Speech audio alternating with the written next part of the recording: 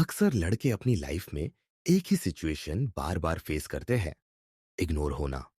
चाहे तुम किसी लड़की को सीक्रेटली लाइक करते हो, चाहे तुम उसके साथ दोस्ती में हो, या फिर रिलेशनशिप में, एक पॉइंट ऐसा आता है जब वो तुम्हें लाइटली लेने लगती है। और यही चीज सबसे पेनफुल होती है, क्योंकि इंसान को रिजेक्शन से ज्यादा हर्ट इग्नोर करता है। असल में इग्नोर होना कोई रैंडम चीज नहीं है।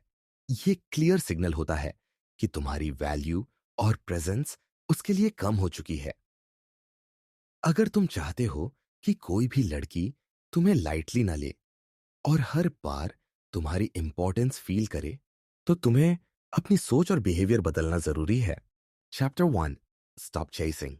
लाइफ में सबसे बड़ी मिस्टेक जो ज्यादातर लड़के करते हैं वो है चेसिंग, यानी बिना रुके किसी लड़की के पीछे भागते रहना। जब भी कोई लड़का किसी लड़की को लाइक करता है, उसका पहला रिएक्शन यही होता है कि वो हर समय उस लड़की से बात करने की कोशिश करेगा, उसको इम्प्रेस करने के लिए एक्स्ट्रा एफर्ट लगाएगा और हर वक्त अवेलेबल रहने लगेगा।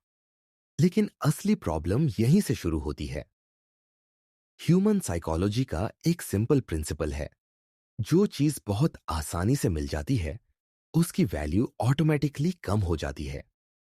यही रीजन है कि जब तुम लगातार किसी लड़की को चेस करते हो, तो उसके लिए तुम्हारी इंपॉर्टेंस धीरे धीरे खत्म होने लगती है। सोचो, अगर तुम्हारे पास कोई चीज बहुत लिमिटेड क्वांटिटी में है, तो तुम उसको संभाल कर रखोगे, उसका रिस्पेक्ट करोगे। लेकिन अगर वही चीज हर समय तुम्हारे पास अनलिमिटेड सप्लाई में है, तो नेचुरली तुम उसे लाइटली लेना शुरू कर दोगे। रिलेशनशिप डायनामिक्स भी बिल्कुल ऐसे ही काम करता है।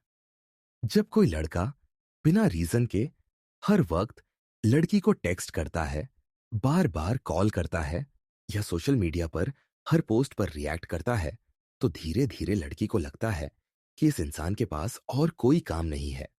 और यही परसेप्शन उसकी अट्रैक्शन को किल कर देता है। स्टॉप चेसिंग का मतलब ये नहीं है कि तुम्हें बिल्कुल कांटेक्ट ही बंद कर देना है या रूड हो जाना है। इसका मतलब है कि तुम्हें अपने बिहेवियर को स्मार्टली मैनेज करना है। तुम्हें यह समझना होगा कि अट्रैक्शन पैदा करने के लिए हमेशा एक बैलेंस जरूरी है। अगर तुम हर वक्त सामने अवेलेबल रहोगे, तो तुम्हारी प्रेजेंस नॉर्मल लगने लगेगी। लेकिन अगर तुम अपनी एनर्जी और अटेंशन को कंट्रोल करके दोगे, तो सामने वाले को तुम्हारी कमी फील होगी और वहीं से रिस्पेक्ट और अट्रैक्शन बिल्ड होगा। कई लड़के ये सोचते हैं कि अगर वो ज्यादा केयर दिखाएंगे, ज्यादा कंसर्न दिखाएंगे, ज्यादा चेस करेंगे, तो लड़की इंप्रेस्ड हो जाएगी। लेकिन रियलिटी उलटी है। जितना ज्यादा तुम चेस करते हो, उतना ही ज्यादा तुम नीडी लगते हो। और नीडी बिहेवियर हमेशा अनअट्रैक्टिव होता है। साइकोलॉजी में इसको कहते हैं स्केर्सिटी इफेक्ट। जो चीज रेयर होती है, वो ऑटोमेटिकली वैल्यूबल लगती है। अगर तुम हर वक्त सामने रहोगे, तो तुम रेयर नहीं बल्कि ऑर्डिनरी लगोगे। अब सवाल आता है कि चेस करने से बचें कैसे। सबसे पहले तुम्हें अपने माइंडसेट को शिफ्ट करना होगा। तुम्हें यह सोचना बंद करना होगा कि तुम्हारी हैप्पीनेस या तुम्हारी सेल्फ वर्थ किसी और के अप्रूवल पर डिपेंड करती है। यह सोच ही तुम्हें चेस करने पर मजबूर करती है। जब तुम इंटरनली कॉन्फिडेंट बन जाते हो, जब तुम्हें खुद पता होता है कि तुम वैल्यूएबल हो, तो तुम्हें किसी को प्रूव करने की जरूरत नहीं पड़ती। स्टॉप चेसिंग का दूसरा हिस्सा है अपने टाइम और एनर्जी को सही जगह इन्वेस्ट करना। अगर तुम्हारी पूरी लाइफ रिवॉल्व सिर्फ उस लड़की के इर्द गिर्द हो रही है, तो ऑब्वियस है कि तुम्हारा फोकस बिगड़ जाएगा। इंस्टेड तुम्हें अपने गोल्स, हॉबीज और पर्सनल ग्रोथ पर ध्यान देना होगा। जब तुम बिजी और प्रोडक्टिव रहते हो, तो तुम नेचुरली लेस अवेलेबल लगते हो, और यही चीज लड़की के दिमाग में क्यूरियोसिटी पैदा करती है। क्यूरियोसिटी अट्रैक्शन का सबसे पावरफुल टूल है। जब वो देखेगी कि तुम हर समय उसको चेस नहीं कर रहे, बल्कि अपनी लाइफ में बिजी हो, तो उसके मन में सवाल उठेंगे। ये लड़का इतना कॉन्फिडेंट क्यों है? ये मेरे पीछे क्यों नहीं भाग रहा? यही सवाल उसकी अटेंशन को तुम्हारी तरफ खींचते हैं। एक और जरूरी पॉइंट है, कम्युनिकेशन को हमेशा बैलेंस रखो। अगर तुम हर बार इनिशिएट करोगे, मैसेज भेजोगे, कॉल करोगे, प्लान बनाओगे, तो इवेंचुअली वो तुमसे दूर होने लगेगी। लेकिन अगर तुम कम्युनिकेशन को टू वे बना दोगे, यानी कभी वो इनिशिएट करे, कभी तुम करो, तो रिलेशन हेल्थी और बैलेंस रहेगा। चेसिंग बिहेवियर का सबसे बड़ा नुकसान ये है कि ये तुम्हें डेस्परेट दिखाता है, और डेस्परेशन हमेशा रिपल्सिव होता है। एक कॉन्फिडेंट इंसान कभी भी डेस्परेट नहीं होता। वो जानता है कि उसकी लाइफ में अपॉर्चुनिटीज की कमी नहीं है, और अगर कोई इंसान उसे वैल्यू नहीं दे रहा, तो वो आगे बढ़ सकता है। यही एटीट्यूड तुम्हें अट्रैक्टिव बनाता है। स्टॉप चेसिंग का मतलब ये भी है कि तुम्हें नो रिस्पॉन्स को ग्रेसफुली एक्सेप्ट करना सीखना होगा। अगर तुमने मैसेज किया और रिप्लाई नहीं आया, तो बार बार फॉलो अप मत करो। अगर तुमने टाइम दिया और सामने वाला इग्नोर कर रहा है, तो खुद को और डिग्रेड मत करो। साइलेंस को भी एक पावरफुल रिस्पॉन्स समझो। जब तुम खुद साइलेंस मेंटेन करते हो, तो सामने वाला रियलाइज करता है कि तुम्हारी भी सेल्फ रिस्पेक्ट है। Self respect her healthy relationship की फाउंडेशन है। अगर तुम खुद अपनी रिस्पेक्ट नहीं करोगे, तो दूसरा क्यों करेगा? चेसिंग करके तुम इनडायरेक्टली ये दिखाते हो कि तुम्हारी सेल्फ वर्थ कम है, और यही चीज सामने वाले को तुम्हें लाइटली लेने पर मजबूर करती है। रियल अट्रैक्शन हमेशा नेचुरली डेवलप होती है, फोर्स करके नहीं। अगर तुम्हें सच में किसी लड़की को इम्प्रेस करना है, तो तुम्हें चेस नहीं करना, बल्कि अपनी लाइफस्टाइल, कॉन्फिडेंस और पर्सनैलिटी को इतना स्ट्रांग बनाना होगा कि वो खुद तुम्हारी तरफ अट्रैक्ट हो। और ये तभी पॉसिबल है जब तुम चेसिंग बिहेवियर को छोड़कर खुद पर इन्वेस्ट करना शुरू कर दो। स्टॉप चेसिंग का सबसे बड़ा फायदा यह है कि ये तुम्हें एक अलग लेवल का कंट्रोल देता है। जब तुम चेस करना छोड़ देते हो, तो ऑटोमेटिकली तुम्हारी बॉडी लैंग्वेज, तुम्हारा टोन और तुम्हारा ओवरऑल वाइब बदल जाता है। तुम ज्यादा काम और कंपोज लगते हो, और यही कामनेस लड़की को अट्रैक्ट करती है।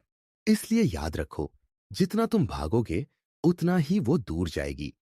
लेकिन जब तुम रुक जाते हो, अपने लाइफ पर फोकस करते हो और कॉन्फिडेंट बनते हो, तो वहीं से अट्रैक्शन पैदा होती है।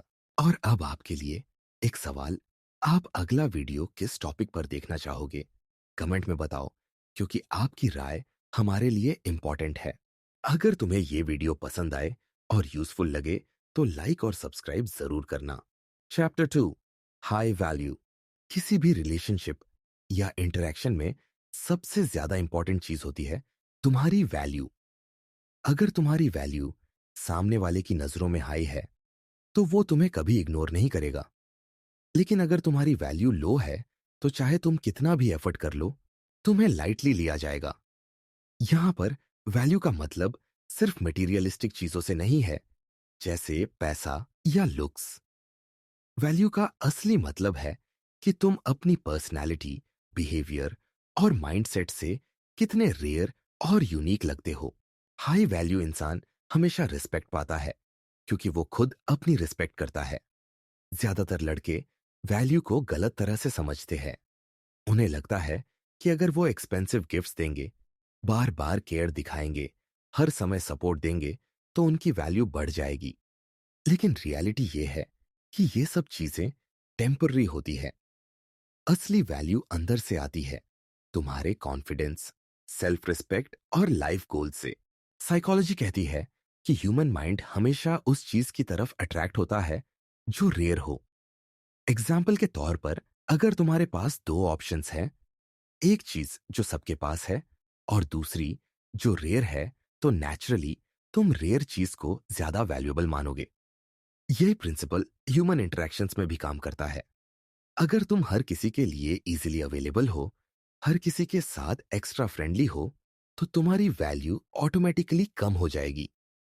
लेकिन अगर तुम सेलेक्टिव हो, अपने टाइम और एनर्जी को केयरफुली इन्वेस्ट करते हो, तो लोग तुम्हें हाई वैल्यू मानेंगे। अब सवाल आता है कि हाई वैल्यू कैसे बिल्ड होती है। सबसे पहला स्टेप है सेल्फ रिस्पेक्ट। अगर तुम खुद अपने प्रिंसिपल्स और बाउंड्रीज का रिस्पेक्ट करते हो, तो दूसरा इंसान भी करेगा। बाउंड्रीज का मतलब सिंपल है, तुम्हें यह पता होना चाहिए कि किस चीज को टॉलरेट करना है और किसको नहीं।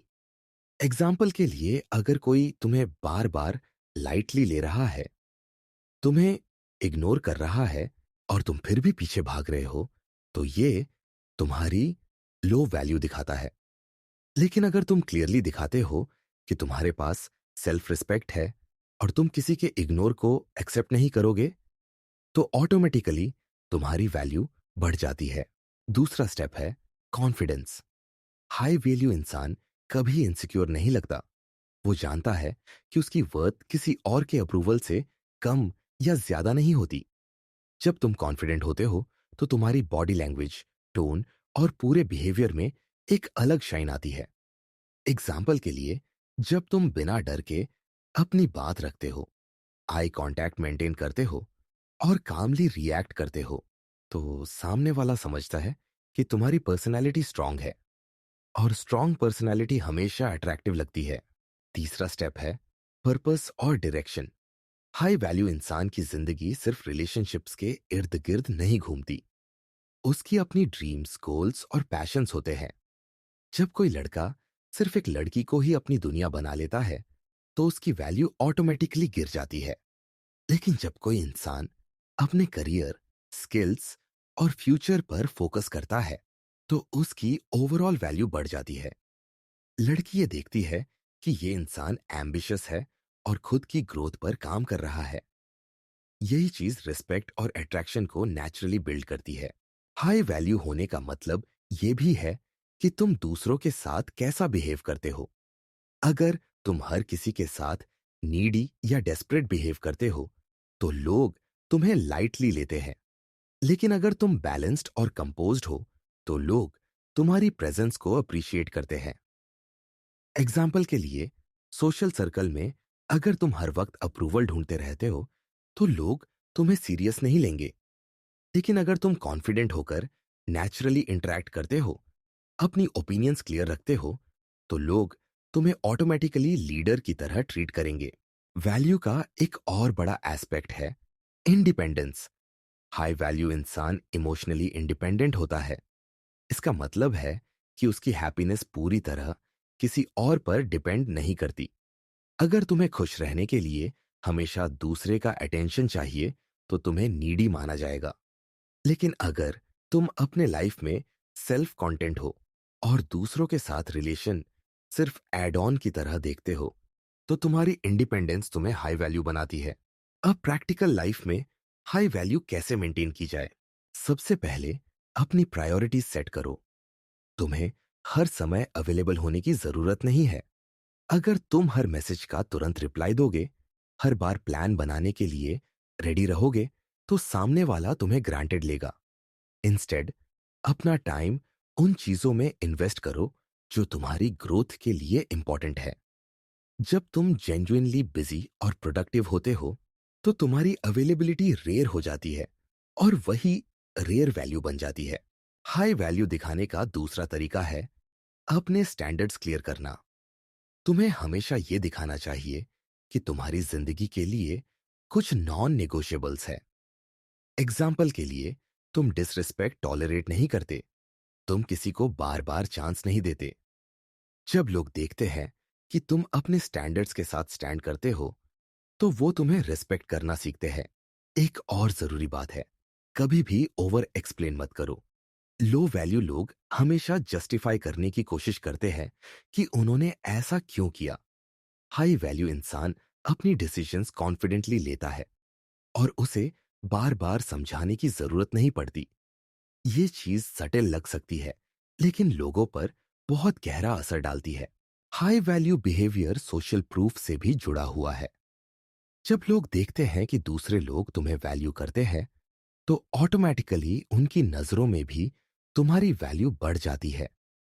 यही रीजन है कि एक सोशली एक्टिव और रेस्पेक्टेड इंसान कभी इग्नोर नहीं होता। रिलेशनशिप में भी हाई वैल्यू बहुत बड़ा रोल प्ले करती है। अगर तुम रिलेशनशिप में अपनी आइडेंटिटी खो देते हो और हर चीज में सिर्फ दूसरे को प्रायोरिटी देने लगते हो, तो तुम्हारी वैल्यू गिर जाती है। लेकिन अगर तुम रिलेशनशिप में होते हुए भी अपनी इंडिविजुअलिटी मेंटेन करते हो, अपने हॉबीज, फ्रेंड्स और पैशंस के लिए टाइम निकालते हो, तो सामने वाला तुम्हें ज्यादा रिस्पेक्ट करेगा। याद रखो, हाई वैल्यू दिखाना कोई एक्ट नहीं है, ये तुम्हारी लाइफस्टाइल होनी चाहिए। ये अंदर से आना चाहिए, बाहर से दिखाने की कोशिश नहीं। जब तुम सच में खुद पर काम करते हो, कॉन्फिडेंट बनते हो, गोल्स पर फोकस करते हो और अपनी रिस्पेक्ट करते हो, तो तुम्हारी वैल्यू नेचुरली बढ़ती है। और जब तुम्हारी वैल्यू हाई होती है, तो कोई भी लड़की तुम्हें इग्नोर नहीं कर सकती। Chapter 3, scarcity works. Human psychology की सबसे पावरफुल ट्रिक्स में से एक है स्केर्सिटी। स्केर्सिटी का सिंपल मतलब है, जो चीज रेयर होती है उसकी वैल्यू ऑटोमेटिकली बढ़ जाती है। और ये प्रिंसिपल सिर्फ मार्केट या इकोनॉमिक्स में नहीं, बल्कि रिलेशनशिप्स और सोशल इंटरेक्शंस में भी 100% काम करता है। जब भी तुम हर समय अवेलेबल रहते हो, एक्सेसिबल रहते हो, तो तुम्हारी वैल्यू सामने वाले के लिए गिर जाती है। लेकिन जब तुम अपने टाइम और एनर्जी को रेयर बना देते हो, तो वही रेयर होना तुम्हें ज्यादा वैल्यूबल बना देता है।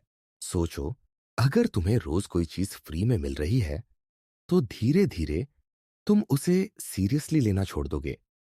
लेकिन अगर वही चीज लिमिटेड क्वांटिटी में मिले, तो तुम उसके लिए वेट करोगे, उसको वैल्यू करोगे और उससे जुड़ने की कोशिश करोगे। यही रीजन है कि लग्जरी ब्रांड्स अपनी चीजों को लिमिटेड एडिशन में निकालते हैं, क्योंकि वो जानते हैं स्केर्सिटी ऑटोमेटिकली डिमांड क्रिएट करती है। ठीक उसी तरह, जब तुम अपनी प्रेजेंस को स्केर्सिटी बना देते हो, तो सामने वाला तुम्हें ज्यादा इंपॉर्टेंस देने लगता है। अब यहां पर एक कंफ्यूजन कई लोगों के दिमाग में आता है।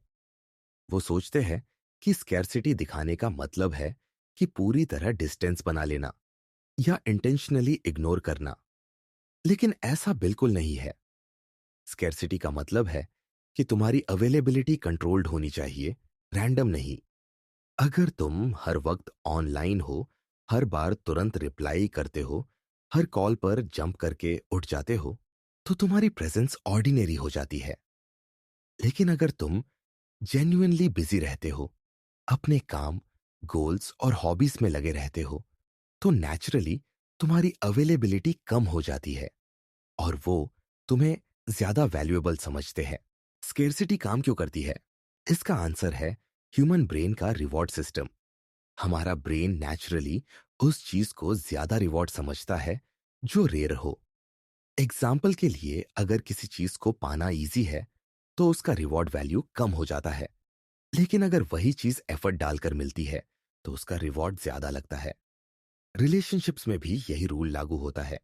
अगर तुम हर बार पहला स्टेप लेते हो, हर बार पहले मैसेज भेजते हो, हर बार पहले कॉल करते हो, तो सामने वाला एफर्ट नहीं डालता। लेकिन जब तुम अपनी अवेलेबिलिटी कम कर देते हो, तो सामने वाले को एफर्ट डालना पड़ता है। और जब वो खुद एफर्ट डालते हैं, तो नेचुरली वो तुम्हें ज्यादा वैल्यू करते हैं। स्केर्सिटी दिखाने का दूसरा बड़ा फायदा ये है कि ये तुम्हारी सेल्फ वर्थ को हाईलाइट करता है। जब लोग देखते हैं कि तुम्हारा टाइम रेयर है, तुम्हारी एनर्जी लिमिटेड है, तो वो ऑटोमेटिकली सोचते हैं कि तुम्हारे पास और भी इंपॉर्टेंट काम होंगे। ये परसेप्शन ही तुम्हें हाई वैल्यू इंसान बनाता है। लेकिन अगर तुम्हें हर वक्त खाली देखा जाता है, हर बार आसानी से अवेलेबल देखा जाता है, तो लोग अस्यूम कर लेते हैं कि तुम्हारे पास और कोई काम नहीं है और इसलिए तुम्हें लाइटली लेने लगते हैं। अब प्रैक्टिकल लाइफ में स्कैर्सिटी कैसे दिखाए? सबसे पहले अपनी रूटीन को जेन्युइनली प्रोडक्टिव बनाओ। अगर तुम्हारे पास कोई काम नहीं है और तुम खुद को बिजी दिखाने के लिए आर्टिफिशियल स्कैर्सिटी क्रिएट करते हो, तो वो बहुत जल्दी एक्सपोज्ड हो जाएगा। लेकिन अगर तुम सच में अपने लाइफ गोल्स, फिटनेस, करियर या हॉबीज पर फोकस कर रहे हो, तो तुम्हारी अवेलेबिलिटी नेचुरली लिमिटेड हो जाएगी। और यही नेचुरल स्कैर्सिटी सबसे पावरफुल होती है। दूसरा तरीका है कम्युनिकेशन में बैलेंस लाना। अगर तुम हर बार इंस्टेंटली रिप्लाई कर रहे हो, तो सामने वाला तुम्हारे रिप्लाई को ग्रांटेड लेगा। लेकिन अगर तुम कभी कभी थोड़ा डिले करके रिप्लाई करते हो, क्योंकि तुम जेन्युइनली बिजी हो, तो वो तुम्हारे रिप्लाई को ज्यादा वैल्यू करेगा। ध्यान रहे, इसका मतलब ये नहीं कि इंटेंशनली इग्नोर करो या गेम्स खेलो। इसका मतलब है कि तुम्हारी लाइफ इतनी फुलफिलिंग होनी चाहिए कि तुम्हारे पास हर समय चैट करने का टाइम ना हो। स्केर्सिटी वर्क्स इन अट्रैक्शन भी बहुत स्ट्रांगली अप्लाई होता है। जब कोई लड़की देखती है कि तुम हर समय उसके पीछे नहीं भाग रहे, हर वक्त उसकी अवेलेबिलिटी पर डिपेंड नहीं कर रहे, तो उसके दिमाग में एक सवाल उठता है, ये मेरे पीछे क्यों नहीं भाग रहा? यही क्यूरियोसिटी धीरे धीरे अट्रैक्शन में बदल जाती है। वो सोचने लगती है कि शायद इस इंसान की लाइफ में और भी इंपॉर्टेंट चीजें हैं, और यही परसेप्शन तुम्हारी वैल्यू को स्काईरॉकेट कर देता है। स्केर्सिटी सोशल सर्कल में भी काम करता है। एग्जाम्पल के लिए, अगर तुम हर पार्टी, हर गैदरिंग, हर इवेंट में हमेशा मौजूद रहते हो, तो तुम्हारी प्रेजेंस नॉर्मल लगने लगेगी। लेकिन अगर तुम कभी कभी सेलेक्टिवली इवेंट्स में जाते हो और वहां अपनी स्ट्रांग पर्सनैलिटी दिखाते हो, तो लोग तुम्हें ज्यादा याद रखते हैं। रेयर प्रेजेंस हमेशा ज्यादा इंपैक्टफुल होती है। स्केर्सिटी का एक और बड़ा एंगल है रिस्पेक्ट। जब लोग देखते हैं कि तुम अपने टाइम और अटेंशन को हर किसी पर वेस्ट नहीं करते, तो वो तुम्हारे टाइम का रिस्पेक्ट करना सीखते हैं। लेकिन अगर तुम हर किसी को बिना सोचे टाइम देते हो, तो तुम्हारी इंपॉर्टेंस ऑटोमेटिकली गिर जाती है। ये उसी तरह है जैसे अगर कोई चीज हर जगह फ्री में मिल रही है, तो कोई उसकी कद्र नहीं करता। लेकिन अगर वही चीज रेयर है और एफर्ट मांगती है, तो लोग उसके लिए रिस्पेक्ट डेवलप करते हैं। स्केर्सिटी दिखाना रिलेशनशिप में भी बहुत जरूरी है। अगर तुम रिलेशनशिप में हर समय ओवर अवेलेबल हो, हर चीज में हाँ बोलते हो, हर डिमांड पूरी करते हो, तो धीरे धीरे तुम्हें ग्रांटेड लिया जाने लगेगा। लेकिन अगर तुम अपने स्पेस और इंडिविजुअलिटी मेंटेन करते हो, अपनी बाउंड्रीज क्लियर रखते हो, तो सामने वाला तुम्हें कभी इग्नोर नहीं कर पाएगा। हेल्थी रिलेशनशिप वही होती है जहां दोनों पार्टनर्स एक दूसरे को स्पेस देते हैं और एक दूसरे की अवेलेबिलिटी को वैल्यू करते हैं। स्केर्सिटी का मतलब कभी भी आर्टिफिशियल गेम्स खेलना नहीं है। इसका मतलब है अपनी जिंदगी को इतना वैल्यूएबल बनाना कि तुम्हारा टाइम ऑटोमेटिकली रेयर लगे। जब लोग ये देखते हैं कि तुम्हारे पास गोल्स हैं, तुम्हारी अपनी दुनिया है, तुम्हारी एनर्जी लिमिटेड है, तो वो तुम्हें प्रायोरिटी पर रखते हैं। और यही चीज तुम्हें उस इंसान से अलग बनाती है जो हर समय बिना सोच समझ के अवेलेबल रहता है। इसलिए याद रखो, जितना रेयर तुम खुद को बनाओगे, उतना वैल्यूएबल दिखोगे।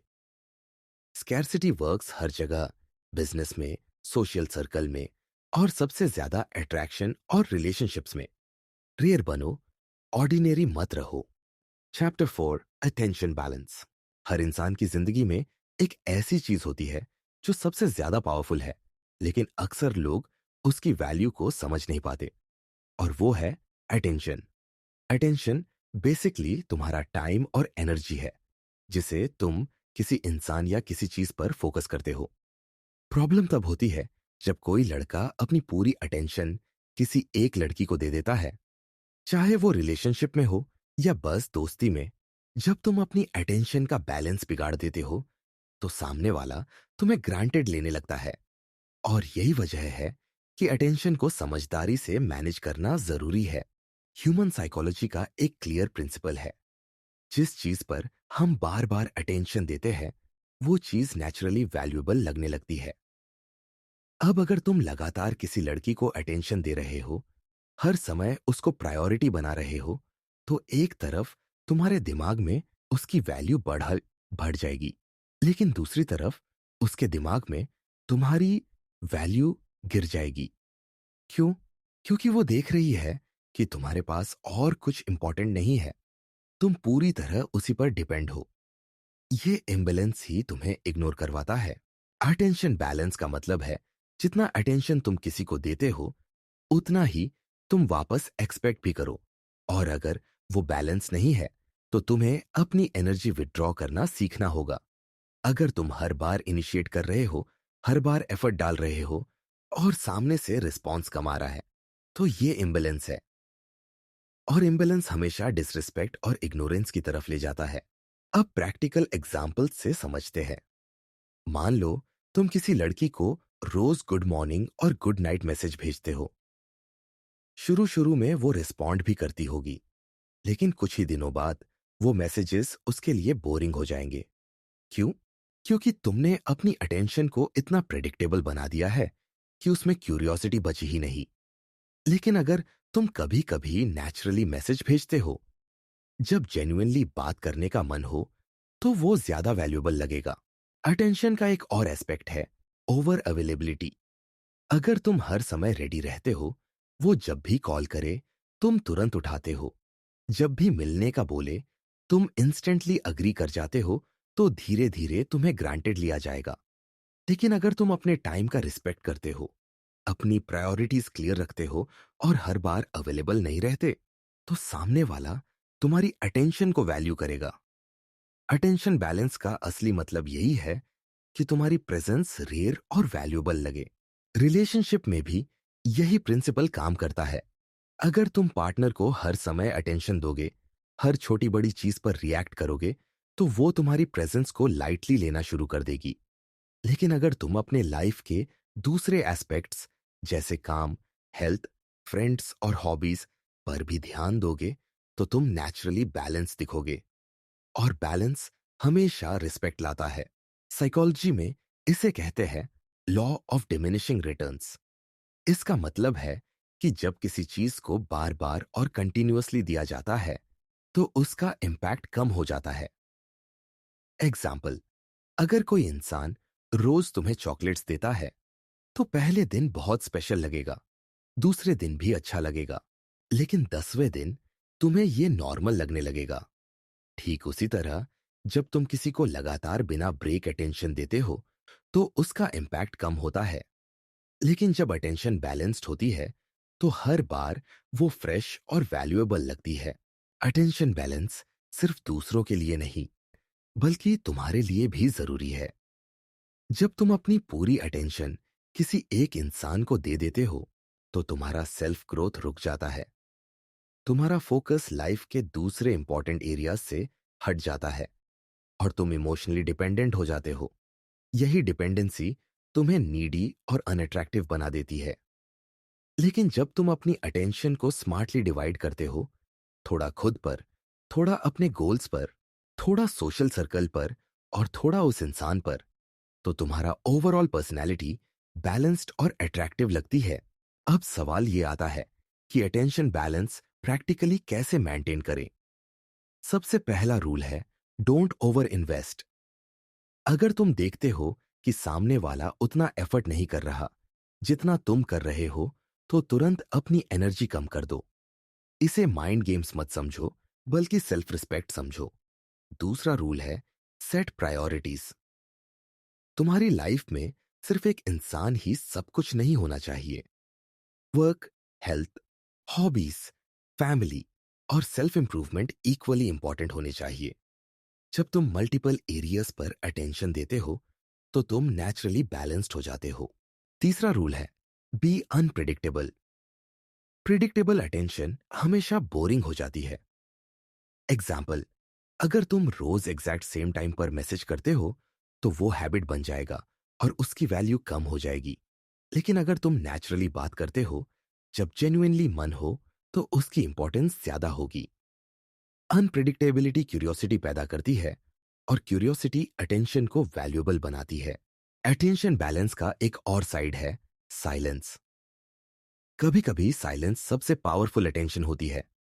जब सामने वाला तुम्हें लाइटली ले रहा हो, तो बार बार चेस मत करो, थोड़ा साइलेंस मेंटेन करो। साइलेंस सामने वाले को सोचने पर मजबूर करता है कि तुम क्या सोच रहे हो, तुम क्यों रिस्पॉन्ड नहीं कर रहे। और यही सवाल उसकी अटेंशन को वापस खींच लाते हैं। सोशल इंटरेक्शंस में भी अटेंशन बैलेंस बहुत काम आता है। अगर तुम ग्रुप में हर समय सिर्फ एक इंसान पर फोकस कर रहे हो, तो तुम्हें नीडी समझा जाएगा। लेकिन अगर तुम सबके साथ इंटरेक्ट कर रहे हो, बैलेंस मेंटेन कर रहे हो, तो तुम्हारी सोशल वैल्यू ऑटोमेटिकली बढ़ जाती है। लोग तुम्हें ज्यादा नोटिस करते हैं क्योंकि तुम किसी के पीछे भागने वाले नहीं, बल्कि नेचुरली कॉन्फिडेंट दिखते हो। अटेंशन बैलेंस का सबसे बड़ा फायदा यह है कि ये तुम्हें इमोशनली स्टेबल बनाता है। जब तुम अपनी एनर्जी सही जगह इन्वेस्ट करना सीख जाते हो, तो तुम कभी भी किसी के बिहेवियर से ज्यादा हर्ट नहीं होते, क्योंकि तुम्हारी पूरी हैप्पीनेस और कॉन्फिडेंस किसी एक इंसान पर डिपेंड नहीं रहती। और यही इंडिपेंडेंस तुम्हें हाई वैल्यू बनाती है। इसलिए याद रखो, अटेंशन एक करेंसी है। जैसे पैसे को वाइजली स्पेंड करना पड़ता है, वैसे ही अटेंशन को भी वाइजली देना पड़ता है। अगर तुम बिना सोचे समझे हर जगह अटेंशन बांटोगे, तो तुम्हें इग्नोर किया जाएगा। लेकिन अगर तुम बैलेंस क्रिएट करोगे, तो तुम्हारी प्रेजेंस हमेशा वैल्यूएबल और अट्रैक्टिव लगेगी। Chapter 5, mystery effect. Human attraction और ह्यूमन बिहेवियर में सबसे पावरफुल फैक्टर्स में से एक है मिस्ट्री। जब किसी इंसान के बारे में सब कुछ साफ साफ और तुरंत पता चल जाता है, तो क्यूरियोसिटी खत्म हो जाती है। लेकिन जब उसके अंदर कुछ ऐसा होता है जो समझ में नहीं आता, जो हिडन होता है, तो नेचुरली लोग उसकी तरफ ज्यादा आकर्षित होते हैं। मिस्ट्री इफेक्ट बेसिकली यही है, खुद को पूरी तरह रिवील ना करना, बल्कि अपनी पर्सनैलिटी और लाइफस्टाइल का कुछ हिस्सा इंटेंशनली अनएक्सप्लोर्ड छोड़ देना। सोचो, अगर तुम कोई मूवी देख रहे हो और तुम्हें शुरुआत में ही उसका पूरा क्लाइमेक्स बता दिया जाए, तो क्या तुम मूवी एंजॉय कर पाओगे? शायद नहीं। लेकिन अगर मूवी धीरे धीरे अनफोल्ड होती है, सस्पेंस और थ्रिल क्रिएट करती है, तो तुम एंड तक उससे जुड़कर देखते हो। ठीक उसी तरह, जब कोई इंसान तुम्हें जानने की कोशिश करता है और उसे हर बार तुम्हारे बारे में कुछ नया पता चलता है, तो उसकी क्यूरियोसिटी बनी रहती है। यह क्यूरियोसिटी अटेंशन और अट्रैक्शन दोनों को फ्यूल करती है। प्रॉब्लम यह है कि ज्यादातर लड़के रिलेशनशिप या फ्रेंडशिप की शुरुआत में ही खुद को पूरी तरह खोल देते हैं। वो हर सीक्रेट, हर पास्ट स्टोरी, हर प्लान तुरंत सामने रख देते हैं, और फिर कुछ ही दिनों में उनकी पूरी पर्सनालिटी प्रिडिक्टेबल लगने लगती है। प्रिडिक्टेबिलिटी बोर्डम पैदा करती है। जब सब कुछ पहले से पता हो, तो एक्साइटमेंट खत्म हो जाती है। मिस्ट्री इफेक्ट का मतलब है कि तुम अपने बारे में सब कुछ एक ही बार में रिवील मत करो। धीरे धीरे, सही समय पर, छोटे छोटे लेयर्स में अपनी पर्सनालिटी को सामने लाओ। मिस्ट्री का एक बड़ा हिस्सा है तुम्हारी एनर्जी और तुम्हारा बिहेवियर। अगर तुम हर सवाल का तुरंत डिटेल में जवाब दे देते हो, तो तुम बोरिंग लगने लगते हो। लेकिन अगर तुम स्मार्टली कुछ चीजों को छोटा और एम्बिगुअस रखते हो, तो सामने वाला नेचुरली और जानना चाहता है। एग्जाम्पल, अगर कोई पूछे तुम वीकेंड पर क्या कर रहे हो, और तुम सिंपली कह दो बस कुछ इंटरेस्टिंग काम है, तो क्यूरियोसिटी पैदा होगी। अब वो खुद सोचेगा और अनुमान लगाएगा। यही क्यूरियोसिटी तुम्हें ज्यादा एंगेजिंग बनाती है। मिस्ट्री इफेक्ट सिर्फ वर्ड से नहीं, बल्कि एक्शन से भी आता है। अगर तुम हर समय ऑनलाइन हो, हर जगह प्रेजेंट हो, हर चीज क्लियरली दिखाते हो, तो प्रेडिक्टेबिलिटी बढ़ जाती है। लेकिन अगर तुम कभी कभी अचानक डिसअपियर हो जाते हो, अपनी लाइफ में बिजी रहते हो, और फिर अचानक कुछ नया अचीवमेंट या नया एक्सपीरियंस शेयर करते हो, तो लोग तुम्हें ज्यादा नोटिस करते हैं। मिस्ट्री का मतलब यह है कि तुम्हारी लाइफ इतनी लेयर्ड होनी चाहिए कि लोग जेन्युइनली इंटरेस्टेड रहे ये जानने में कि तुम आगे क्या करोगे। साइकोलॉजी में इसे कहते हैं इंफॉर्मेशन गैप थ्योरी। इसका मतलब है कि जब लोगों को इनकम्प्लीट इंफॉर्मेशन मिलती है, तो उनके दिमाग में एक गैप क्रिएट होता है, और माइंड नेचुरली उस गैप को भरने की कोशिश करता है। यही रीजन है कि गॉसिप और रूमर्स हमेशा पॉपुलर रहते हैं। लोग अधूरी इंफॉर्मेशन से अट्रैक्टेड होते हैं। अब अगर तुम अपनी पर्सनालिटी में कुछ गैप्स छोड़ते हो, तो लोग नेचुरली तुम्हारे बारे में और जानना चाहेंगे। मिस्ट्री इफेक्ट को इम्प्लीमेंट करने का पहला तरीका है ओवर शेयरिंग से बचना। आजकल सोशल मीडिया पर लोग हर छोटी बड़ी बात पोस्ट कर देते हैं। क्या खा रहे हैं, कहाँ जा रहे हैं, किसके साथ है, सब कुछ रिवील कर देते हैं।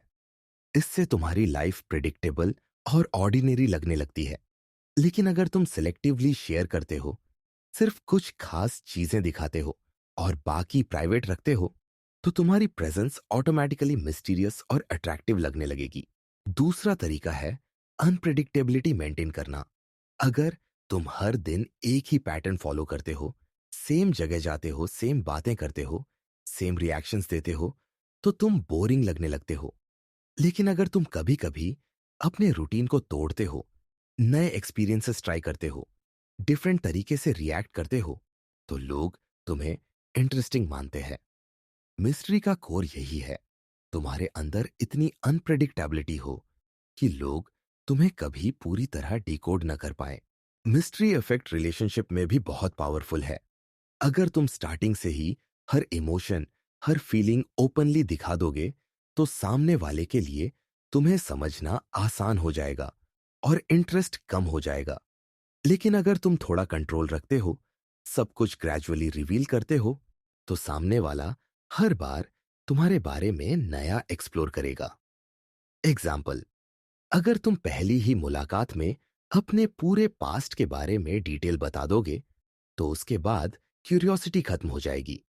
लेकिन अगर तुम समय समय पर छोटे हिंट्स दो, स्टोरीज शेयर करो, तो हर बार एक नया एंगल सामने आएगा।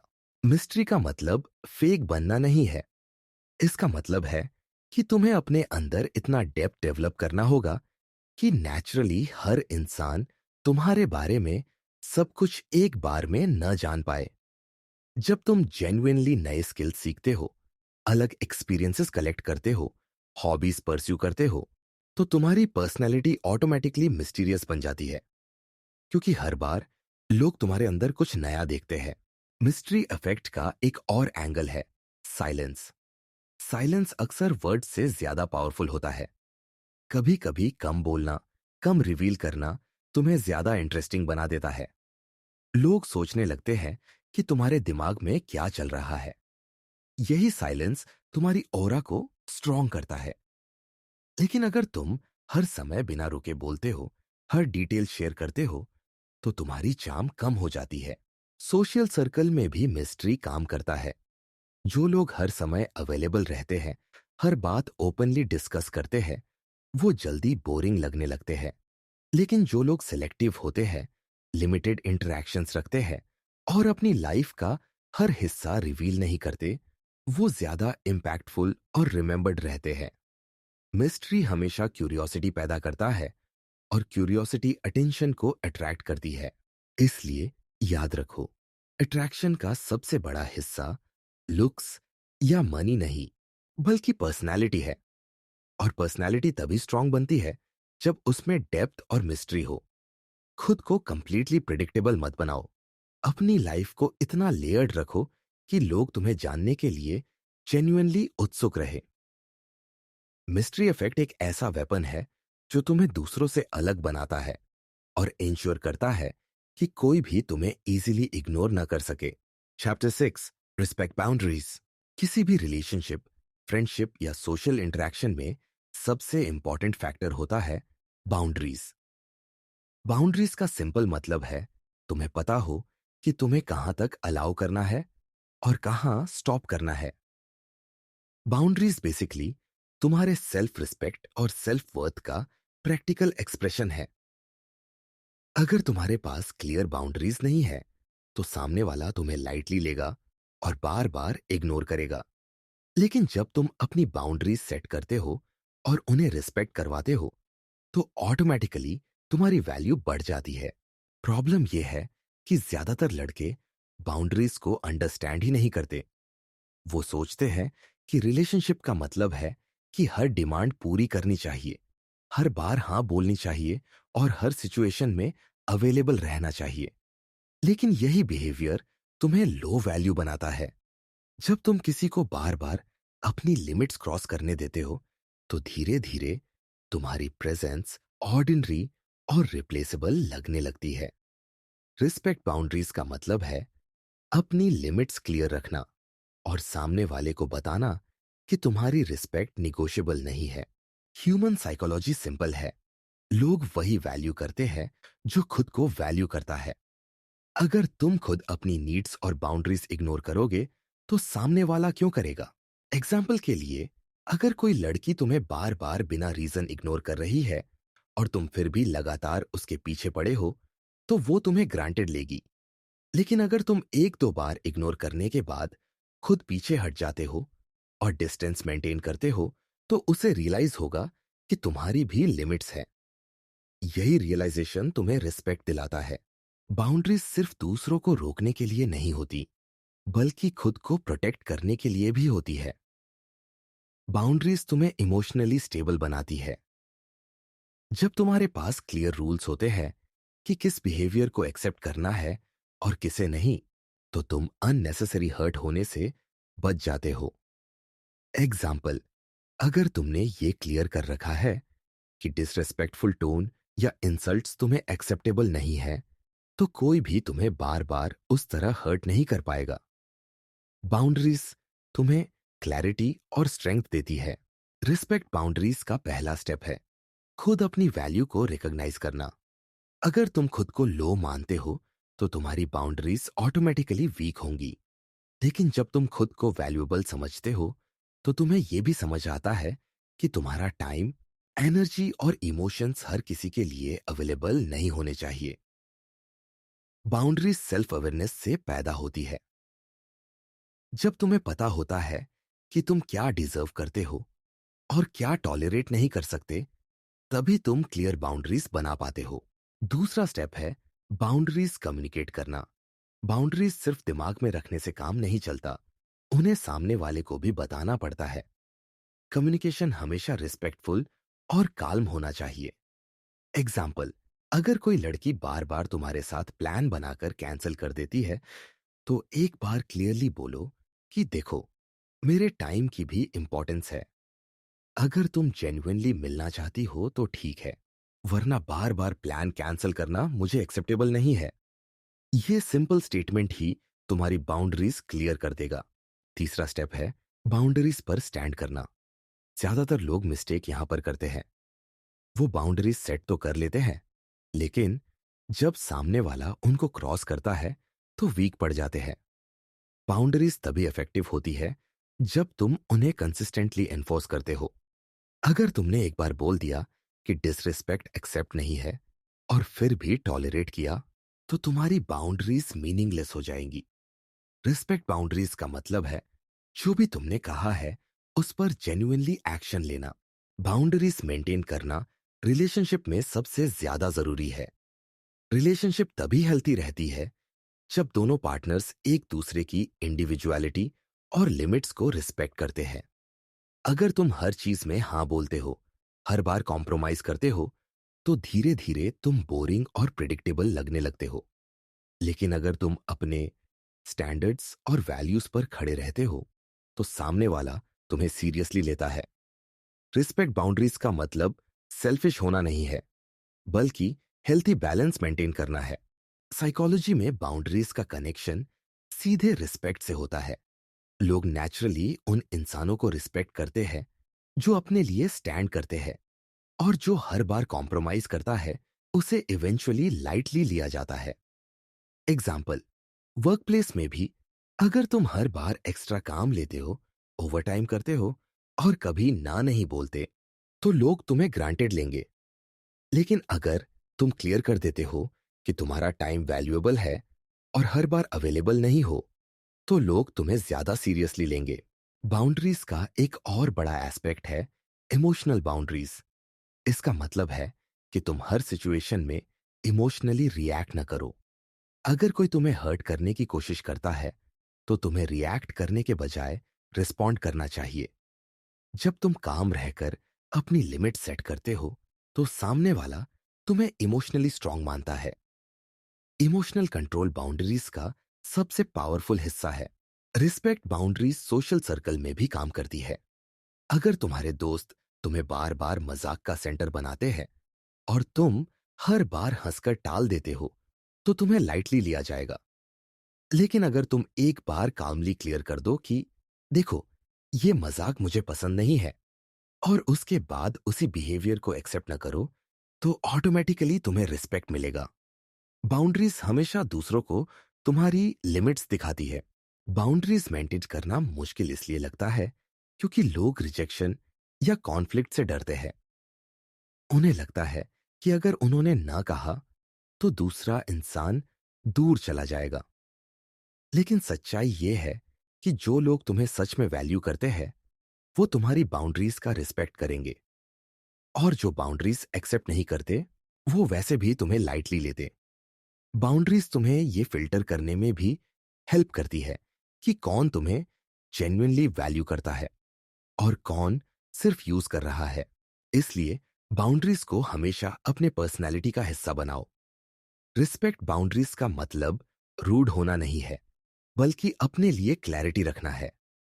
जब तुम अपने टाइम, इमोशंस और एनर्जी की वैल्यू करते हो, तो ऑटोमेटिकली लोग भी उसे वैल्यू करने लगते हैं। बाउंड्रीज तुम्हें अलग बनाती है, क्योंकि ज्यादातर लोग अपनी लिमिट्स क्लियर नहीं रखते। और जो इंसान अपनी लिमिट सेट करता है, वो हमेशा रिस्पेक्ट पाता है। Chapter 7, confidence wins.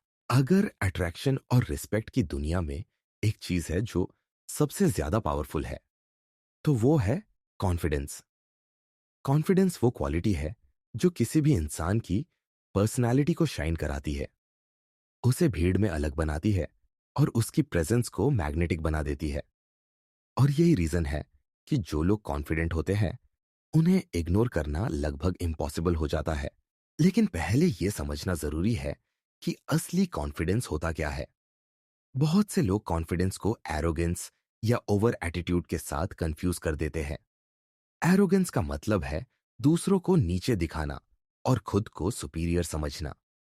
लेकिन असली कॉन्फिडेंस का मतलब है खुद की वैल्यू और वर्थ को रिकॉग्नाइज करना और बिना डर या हेजिटेशन के खुद को एक्सप्रेस करना। कॉन्फिडेंस अंदर से आता है, ये कोई फेक एक्ट नहीं है। जब तुम सच में खुद को वैल्यूबल मानते हो, तो तुम्हारे हर वर्ड, हर एक्शन और हर बिहेवियर में वो चीज दिखती है। ह्यूमन साइकोलॉजी सिंपल है। लोग नेचुरली कॉन्फिडेंट इंसानों की तरफ आकर्षित होते हैं। रीजन ये है कि कॉन्फिडेंस एक रेयर क्वालिटी है। ज्यादातर लोग इनसिक्योरिटीज और डाउट से भरे होते हैं। जब उन्हें कोई ऐसा इंसान दिखता है जो काल्म है, कंपोज्ड है और खुद पर भरोसा रखता है, तो वो ऑटोमेटिकली उसकी तरफ खिंच जाते हैं। यही रीजन है कि कॉन्फिडेंट इंसान हर जगह रिस्पेक्ट पाता है, चाहे वर्क प्लेस हो, सोशल सर्कल हो या रिलेशनशिप। अब सवाल ये आता है कि कॉन्फिडेंस विंस कैसे करता है। सबसे पहली बात, कॉन्फिडेंस तुम्हारी बॉडी लैंग्वेज में दिखता है। जब तुम एक स्ट्रेट पोस्चर के साथ चलते हो, आंखों में आई कांटेक्ट मेंटेन करते हो और क्लियर टोन में बोलते हो, तो तुम्हारी प्रेजेंस ऑटोमेटिकली स्ट्रांग लगती है। इसके उलट अगर तुम झुके हुए कंधों के साथ चलते हो, आंखें इधर उधर घुमाते हो और हेजिटेंट होकर बोलते हो, तो तुम्हें इग्नोर करना आसान हो जाता है। दूसरी बात, कॉन्फिडेंस तुम्हारी डिसीजन मेकिंग को स्ट्रांग बनाता है। लो कॉन्फिडेंस लोग हमेशा दूसरों की अप्रूवल ढूंढते रहते हैं। वो हर स्टेप लेने से पहले सोचते हैं कि लोग क्या कहेंगे। लेकिन हाई कॉन्फिडेंस वाले लोग अपने डिसीजंस खुद लेते हैं और उन्हें ओन करते हैं। यही डिसाइसिवनेस उन्हें अट्रैक्टिव और ट्रस्टवर्दी बनाती है। रिलेशनशिप में भी अगर तुम हर छोटी चीज पर कंफ्यूज रहते हो और हर बार अप्रूवल मांगते हो, तो तुम्हें लाइटली लिया जाएगा। लेकिन अगर तुम काल्मली डिसीजंस लेते हो और कॉन्फिडेंटली खड़े रहते हो, तो तुम्हें रिस्पेक्ट मिलेगा। तीसरी बात, कॉन्फिडेंस कम्युनिकेशन को इम्पैक्टफुल बनाता है। कॉन्फिडेंट इंसान ज्यादा बोलता नहीं, लेकिन जो भी बोलता है, क्लैरिटी और वेट के साथ बोलता है। उसकी बातों में अननेसेसरी जस्टिफिकेशन या ओवर एक्सप्लेनिंग नहीं होता। एग्जाम्पल, अगर तुमसे कोई पूछे कि तुम वीकेंड पर क्या कर रहे हो और तुम कॉन्फिडेंटली कहो, मैं अपने प्रोजेक्ट्स पर काम कर रहा हूं, तो ये ज्यादा पावरफुल लगेगा बनिस्बत इसके कि तुम लंबी चौड़ी जस्टिफिकेशन देने लगो। कॉन्फिडेंट वर्ड्स हमेशा छोटे, क्लियर और इम्पैक्टफुल होते हैं। कॉन्फिडेंस का कनेक्शन डायरेक्टली सेल्फ रिस्पेक्ट से है। जब तुम्हारे पास कॉन्फिडेंस होता है, तो तुम अपने स्टैंडर्ड से कॉम्प्रोमाइज नहीं करते। तुम्हें पता होता है कि तुम्हारी वैल्यू किसी और के ओपिनियन से कम नहीं होती। इसलिए तुम लोगों को ओवर प्लीज करने की कोशिश नहीं करते। यही रीजन है कि कॉन्फिडेंट इंसान नीडी नहीं लगता, और नीडी बिहेवियर ही वो चीज है जो ज्यादातर लोगों को अनअट्रैक्टिव बनाती है। अब प्रैक्टिकल लाइफ में कॉन्फिडेंस कैसे डेवलप किया जाए? सबसे पहला स्टेप है सेल्फ इंप्रूवमेंट। कॉन्फिडेंस कोई मैजिक ट्रिक नहीं है, ये प्रैक्टिस और ग्रोथ से आता है। जब तुम अपने बॉडी, स्किल्स और करियर पर काम करते हो, तो धीरे धीरे तुम्हें खुद पर भरोसा होने लगता है। एग्जाम्पल, अगर तुम रेगुलर एक्सरसाइज करते हो और अपने बॉडी को ट्रांसफॉर्म करते हो, तो ऑटोमेटिकली तुम्हारा पॉस्चर और प्रेजेंस कॉन्फिडेंट हो जाएगा। इसी तरह अगर तुम किसी स्किल में एक्सपर्ट बन जाते हो, तो नेचुरली तुम्हारा बोलने का तरीका बदल जाएगा। दूसरा स्टेप है फियर को फेस करना। कॉन्फिडेंस हमेशा कंफर्ट जोन से बाहर निकलने से आता है। अगर तुम हमेशा सेफ खेलते रहोगे, तो तुम्हारा कॉन्फिडेंस कभी ग्रो नहीं होगा। Example, public speaking. बहुत लोग इससे डरते हैं, लेकिन जब तुम बार बार प्रैक्टिस करते हो, छोटे छोटे ग्रुप्स में बोलना शुरू करते हो, तो धीरे धीरे तुम्हारा डर खत्म होता है और तुम्हारा कॉन्फिडेंस लेवल बढ़ता है। हर बार जब तुम किसी डर को फेस करते हो, तुम्हारा कॉन्फिडेंस एक लेवल ऊपर चला जाता है। तीसरा स्टेप है बॉडी लैंग्वेज और टोन पर काम करना। तुम कैसे दिखते हो और कैसे बोलते हो, ये तुम्हारी कॉन्फिडेंस का पहला इंप्रेशन क्रिएट करता है। इसलिए हमेशा ओपन बॉडी लैंग्वेज रखो, शोल्डर स्ट्रेट, चिन अप और आई कांटेक्ट मेंटेन करो।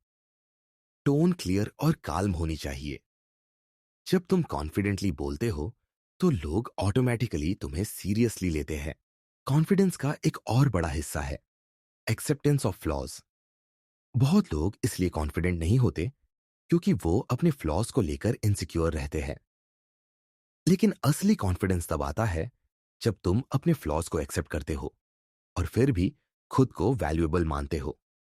कोई भी इंसान परफेक्ट नहीं होता, लेकिन जो इंसान अपनी इम्परफेक्शंस को हाइड करने की बजाय ओन करता है, वो ज्यादा ऑथेंटिक और अट्रैक्टिव लगता है। रिलेशनशिप में कॉन्फिडेंस सबसे ज्यादा नोटिसेबल क्वालिटी है। अगर तुम इनसिक्योर हो, हर छोटी चीज पर शक करते हो, बार बार पूछते हो कि तुम मुझसे प्यार करती हो ना, अलॉन, तो ये इनसिक्योरिटी तुम्हें अनअट्रैक्टिव बना देगी। लेकिन अगर तुम ट्रस्ट करते हो, काल्म रहते हो और अपनी प्रेजेंस को नेचुरली स्ट्रांग रखते हो, तो तुम कभी इग्नोर नहीं किए जाओगे। कॉन्फिडेंस ट्रस्ट और रेस्पेक्ट दोनों को साथ लेकर आता है। सोशल सर्कल में भी कॉन्फिडेंस तुम्हें लीडर बनाता है। लोग नेचुरली उसी इंसान की तरफ अट्रैक्ट होते हैं जो कॉन्फिडेंट दिखता है। यही रीजन है कि पार्टीज या गैदरिंग्स में कॉन्फिडेंट इंसान हमेशा सेंटर ऑफ अटेंशन होता है। वो ज्यादा बोलता नहीं, लेकिन उसकी प्रेजेंस इतनी स्ट्रांग होती है कि लोग ऑटोमेटिकली उसकी तरफ खींच जाते हैं। कॉन्फिडेंस का सबसे बड़ा प्रूफ साइलेंस है। लो कॉन्फिडेंस लोग हर चीज में जस्टिफाई करते हैं, हर जगह बोलने की कोशिश करते हैं और हर बार अप्रूवल चाहते हैं। लेकिन कॉन्फिडेंट इंसान साइलेंस से भी कंफर्टेबल होता है। उसे हर जगह बोलने की जरूरत नहीं लगती। साइलेंस में भी उसका प्रेजेंस पावरफुल लगता है। इसलिए याद रखो, कॉन्फिडेंस विंस हर बार। लुक्स, मनी या स्टेटस से ज्यादा पावरफुल क्वालिटी कॉन्फिडेंस है। जब तुम सच में खुद पर भरोसा रखते हो, खुद को वैल्यूएबल मानते हो और अपनी एनर्जी को सही डायरेक्शन में यूज करते हो, तो तुम्हें कोई इग्नोर नहीं कर सकता। कॉन्फिडेंस तुम्हें अलग बनाता है, तुम्हें हाई वैल्यू बनाता है और तुम्हारी प्रेजेंस को अनफॉरगेटेबल कर देता है। Chapter 8, social proof. Human behaviour की दुनिया में एक बहुत ही इंटरेस्टिंग प्रिंसिपल है जिसे कहते हैं सोशल प्रूफ।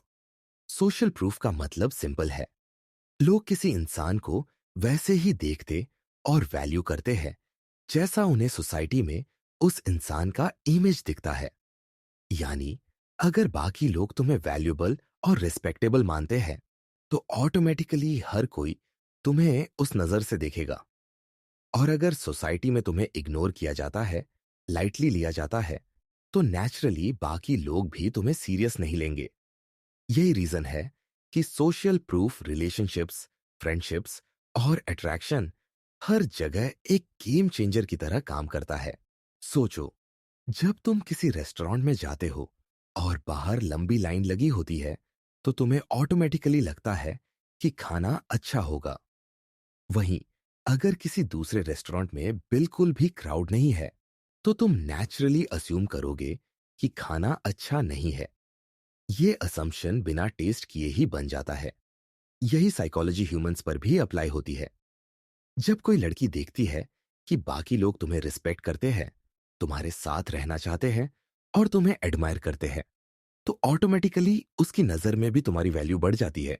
सोशल प्रूफ का पहला हिस्सा है तुम्हारा सोशल सर्कल। अगर तुम्हारा सोशल सर्कल स्ट्रांग है, तुम्हारे अच्छे दोस्त हैं और तुम एक्टिवली लोगों के बीच वैल्यू क्रिएट करते हो, तो तुम्हारी सोशल इमेज पावरफुल बनती है। इसके उलट अगर तुम्हें हर जगह अकेला देखा जाता है, तुम्हें कोई सीरियसली नहीं लेता, तो तुम्हारी परसेप्शन वीक बनती है। लोग हमेशा उस इंसान की तरफ अट्रैक्ट होते हैं जिसे बाकी लोग भी वैल्यूएबल मानते हैं। अब यहां एक इंपॉर्टेंट बात है, सोशल प्रूफ फेक नहीं होना चाहिए। सोशल प्रूफ जेन्युइनली बिल्ड होता है जब तुम अपनी लाइफ में ग्रोथ और इंप्रूवमेंट करते हो। एग्जाम्पल के लिए, अगर तुम किसी स्किल में एक्सपर्ट हो और लोग तुम्हारे पास एडवाइस लेने आते हैं, तो तुम्हारी सोशल वैल्यू ऑटोमेटिकली बढ़ जाती है। सिमिलरली, अगर तुम किसी ग्रुप में नेचुरली लीडर की तरह बिहेव करते हो और लोग तुम्हें फॉलो करते हैं, तो तुम्हारी प्रेजेंस इग्नोर करना मुश्किल हो जाता है। सोशल प्रूफ का दूसरा एस्पेक्ट है तुम्हारी पब्लिक बिहेवियर। जब लोग तुम्हें ऑब्जर्व करते हैं कि तुम दूसरों के साथ कैसे बिहेव करते हो, तो उसी बिहेवियर से तुम्हारी इमेज बनती है। एग्जाम्पल, अगर तुम हर किसी से रिस्पेक्टफुली बात करते हो, कॉन्फिडेंट बॉडी लैंग्वेज मेंटेन करते हो और लोगों को कंफर्टेबल फील कराते हो, तो तुम्हारी सोशल प्रेजेंस ऑटोमेटिकली स्ट्रांग होती है। वहीं अगर तुम इनसिक्योर लगते हो, हर जगह नीडी बिहेव करते हो और लोगों से ऑकवर्ड तरीके से इंटरैक्ट करते हो, तो तुम्हें लाइटली लिया जाएगा। सोशल प्रूफ का तीसरा फैक्टर है वैलिडेशन फ्रॉम अदर्स। ये बहुत पावरफुल है।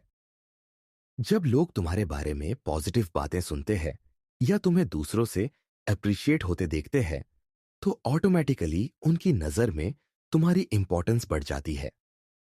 एग्जाम्पल, अगर किसी लड़की को उसके फ्रेंड्स से तुम्हारे बारे में अच्छी बातें सुनने को मिलती है, तो वो तुम्हें ऑटोमेटिकली एक हाई वैल्यू इंसान की तरह देखेगी। ये इनडायरेक्ट रेपुटेशन तुम्हारे लिए काम करता है। साइकोलॉजी में इसे कहते हैं बैंड वैगन इफेक्ट। मतलब, जब लोग देखते हैं कि कोई चीज या इंसान पॉपुलर है, तो वो खुद भी उसी को वैल्यूएबल मानने लगते हैं।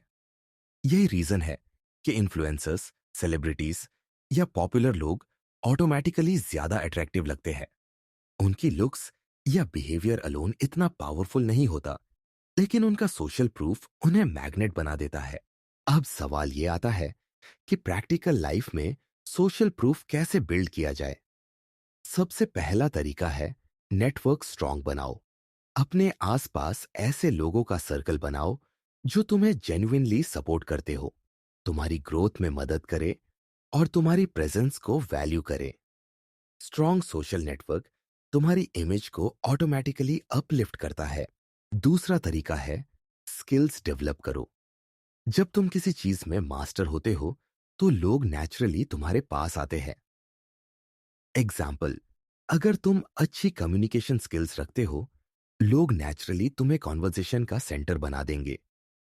अगर तुम फिटनेस या किसी टेक्निकल स्किल में अच्छे हो, तो लोग तुम्हें एडमायर करेंगे। स्किल्स तुम्हें अलग बनाते हैं और तुम्हारी रेपुटेशन को सॉलिड बनाते हैं। तीसरा तरीका है बी विजिबल। सोशल प्रूफ तभी बनता है जब लोग तुम्हें नोटिस करते हैं। अगर तुम हमेशा बैकग्राउंड में रहते हो, खुद को शोकेस नहीं करते, तो लोग तुम्हारी वैल्यू रिकॉग्नाइज नहीं करेंगे। इसका मतलब शो ऑफ करना नहीं है, बल्कि अपने अचीवमेंट्स और स्ट्रेंथ्स को नेचुरली सामने लाना है। एग्जाम्पल, अगर तुम किसी प्रोजेक्ट पर काम कर रहे हो, तो उसका रिजल्ट लोगों के साथ शेयर करो। जब लोग देखेंगे कि तुम प्रोडक्टिव और केपेबल हो, तो तुम्हारी सोशल इमेज ऑटोमेटिकली बिल्ड होगी। चौथा तरीका है रिस्पेक्ट अर्न करना। सोशल प्रूफ सिर्फ पॉपुलैरिटी से नहीं आता, रिस्पेक्ट से आता है। पॉपुलैरिटी टेम्परेरी होती है, लेकिन रिस्पेक्ट लॉन्ग लास्टिंग होता है। रिस्पेक्ट तब मिलता है जब तुम ऑथेंटिक रहते हो, अपने वर्ड्स और एक्शंस को मैच करते हो और लोगों के साथ जेन्युइनली गुड बिहेव करते हो। जब लोग तुम्हें रिस्पेक्ट करते हैं, तो ऑटोमेटिकली तुम्हारा प्रूफ सोसाइटी में स्ट्रांग बनता है। सोशल प्रूफ रिलेशनशिप्स में भी बहुत जरूरी है। अगर कोई लड़की देखती है कि बाकी लड़कियां तुम्हें पसंद करती हैं, तुम्हारे साथ कंफर्टेबल रहती है और तुम्हारे साथ टाइम स्पेंड करना चाहती है, तो ऑटोमेटिकली उसकी नजर में भी तुम्हारी अट्रैक्शन बढ़ जाएगी। इसे साइकोलॉजी में कहते हैं प्री सिलेक्शन इफेक्ट। मतलब जब लोग देखते हैं कि किसी को पहले से ही दूसरों ने सेलेक्ट किया है, तो वो खुद भी उसे वैल्यूएबल मानने लगते हैं। लेकिन यहां एक बैलेंस जरूरी है। सोशल प्रूफ का मतलब ये नहीं है कि तुम्हें दिखावा करना है या दूसरों पर डिपेंड होना है। सोशल प्रूफ तब सबसे पावरफुल होता है जब वो नेचुरली तुम्हारी ग्रोथ और पर्सनालिटी से निकल कर आता है।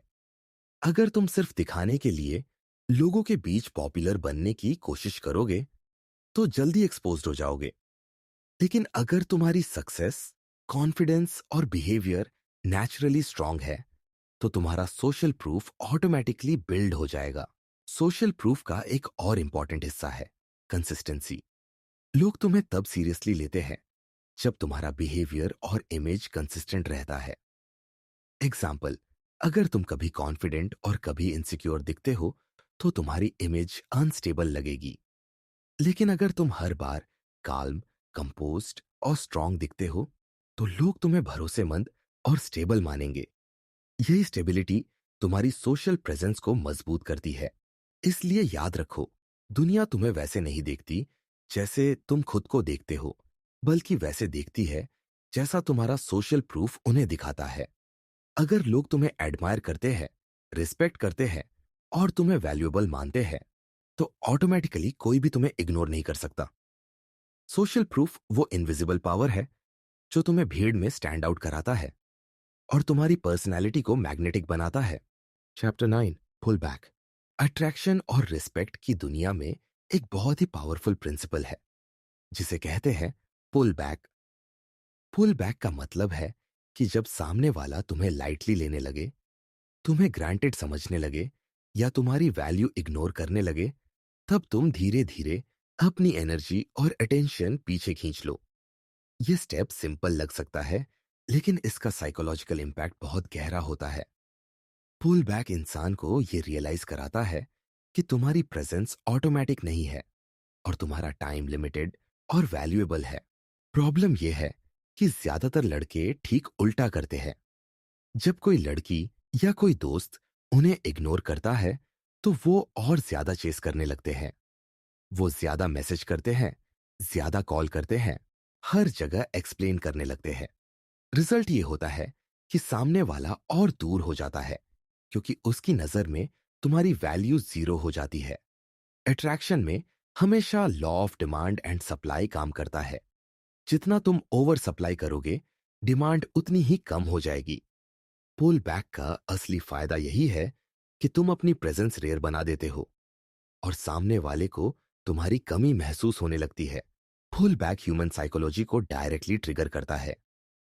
जब किसी इंसान के पास कुछ कंटिन्यूअसली अवेलेबल होता है, तो उसका ब्रेन उसे नॉर्मल मान लेता है। लेकिन जैसे ही वो चीज अनअवेलेबल हो जाती है, वैसे ही ब्रेन उसे और वैल्यू करने लगता है। एग्जाम्पल के लिए सोचो, जब तुम्हें रोज किसी चीज का एक्सेस हो और अचानक वो अनअवेलेबल हो जाए, तो तुम्हारे अंदर अर्ज बढ़ जाती है कि किसी तरह वो चीज वापस मिले।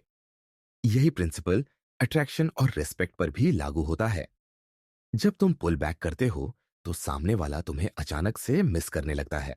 पुल बैक का एक और बड़ा फायदा यह है कि ये तुम्हारी सेल्फ रिस्पेक्ट को हाईलाइट करता है। जब तुम किसी का इग्नोरेंस देखकर भी कंटिन्यूअसली चेस करते हो, तो इनडायरेक्टली तुम ये सिग्नल दे रहे हो कि तुम्हें अपनी वैल्यू का अंदाजा नहीं है। लेकिन जब तुम काल्मली पीछे हट जाते हो, तो तुम इनडायरेक्टली ये दिखाते हो कि अगर तुम मुझे वैल्यू नहीं देते, तो मैं खुद अपनी वैल्यू प्रोटेक्ट करूंगा। ये एटीट्यूड तुम्हें हाई वैल्यू बनाता है। अब प्रैक्टिकल लाइफ में पुल बैक कैसे किया जाए? सबसे पहला स्टेप है ऑब्जर्व। तुम्हें देखना होगा कि सामने वाला तुम्हारे साथ कैसा बिहेव कर रहा है।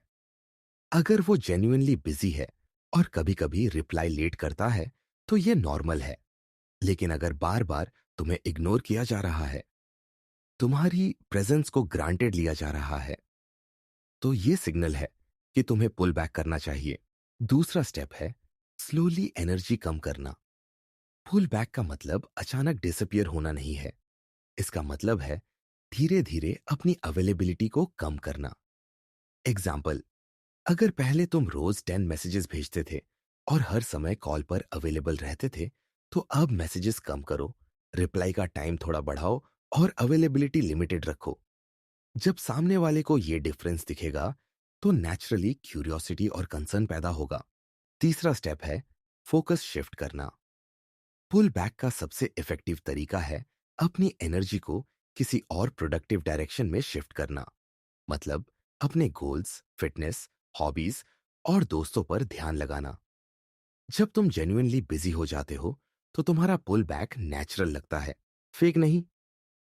और जब सामने वाला देखता है कि तुम उसके पीछे भागने के बजाय अपनी लाइफ में ग्रो कर रहे हो, तो वो तुम्हें रिस्पेक्ट करने लगता है। पुल बैक का सबसे पावरफुल इंपैक्ट रिलेशनशिप में दिखता है।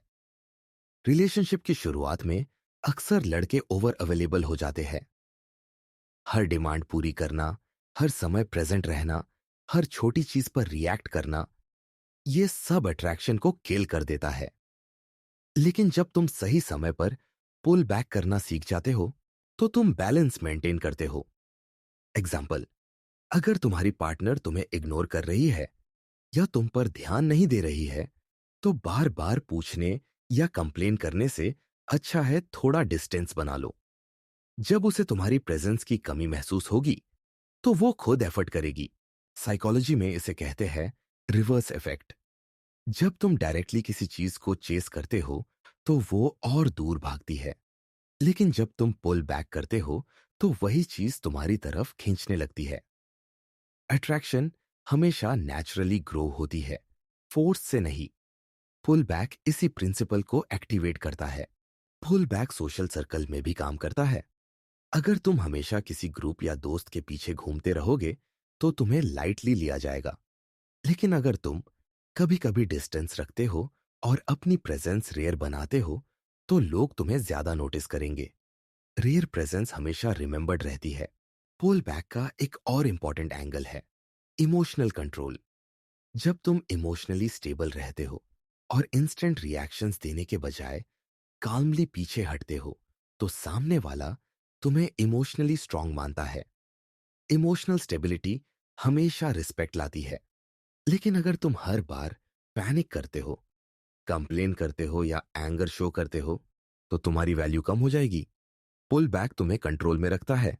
अब ये मत समझना कि पुल बैक सिर्फ मैनिपुलेशन है। असल में ये तुम्हारी सेल्फ वर्थ और बैलेंस को प्रोटेक्ट करने का तरीका है। अगर तुम हर बार एफर्ट डालते रहोगे और सामने वाला कभी एफर्ट नहीं करेगा, तो रिलेशन हेल्थी नहीं रहेगा। पुल बैक बैलेंस क्रिएट करता है और सामने वाले को भी एफर्ट करने के लिए मजबूर करता है। पुल बैक का सबसे बड़ा सीक्रेट है कंसिस्टेंसी। अगर तुम एक बार डिस्टेंस बनाते हो और थोड़े दिन बाद फिर से वही ओल्ड पैटर्न रिपीट करने लगते हो, तो सामने वाला तुम्हें सीरियसली नहीं लेगा। लेकिन अगर तुम जेन्युइनली अपने स्टैंडर्ड्स और बैलेंस मेंटेन करते हो, तो तुम्हारी रिस्पेक्ट लॉन्ग टर्म में ग्रो करेगी।